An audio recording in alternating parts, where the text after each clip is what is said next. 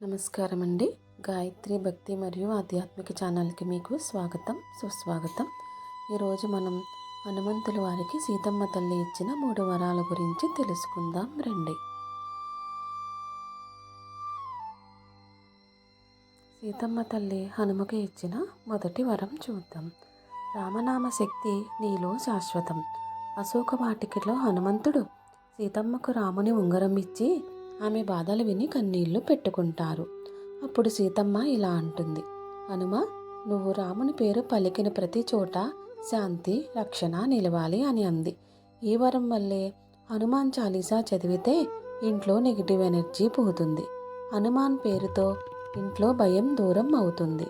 పిల్లలు, భక్తులు రక్షణలో స్వామి హనుమ ఉంటారు. ఈ వరం హనుమంతుడిని రామదూతగా శాశ్వతం చేసింది.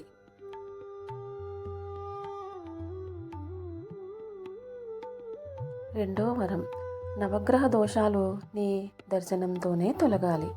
హనుమంతుడు సీతమ్మ ముందు నమస్కారం చేసేటప్పుడు ఆమె అతడి నుదుటిపై చేయి ఉంచి ఆశీర్వదించింది.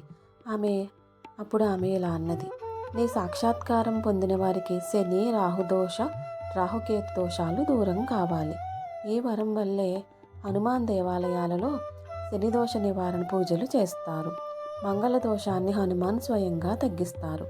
శరీరం మీద దుష్టి దోషాలు తొలగిపోతాయి. అందుకే హనుమాన్ నవగ్రహ నియంత్రకుడు అయ్యారు. సీతమ్మ తల్లి హనుమాన్ గారికి ఇచ్చిన 3వ వరం, నీవు అజరామరుడుగా ఉంటావు.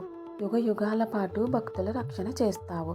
హనుమంతుడు సముద్రాన్ని దాటి సీతమ్మని చేరుకున్నప్పుడు ఆమె అతడి భక్తి వినయం చూసి చివరి వరం ఇచ్చింది. హనుమంత, నువ్వు యుగ యుగాల పాటు జీవించి ప్రతీకాలంలో భక్తులను రక్షిస్తూ ఉండాలి.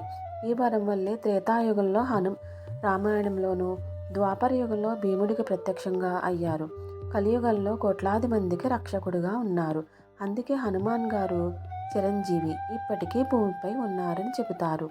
ఈ కథలోని మనకు హనుమాన్ ఇచ్చిన సందేశం, సేవతో చేసిన పని దేవతలకైనా గొప్పగా కనిపిస్తుంది. వినయం ఉన్నవారికి ఇప్పుడు అద్భుతమైన వరాలు లభిస్తాయి. సీతమ్మ తల్లి ఇచ్చిన వరాలు హనుమంతుడి భక్తులకు నేరుగా ప్రయోజనం చేస్తాయి.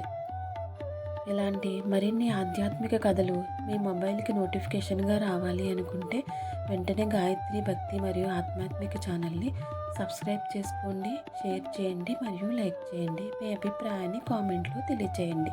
స్వస్తి.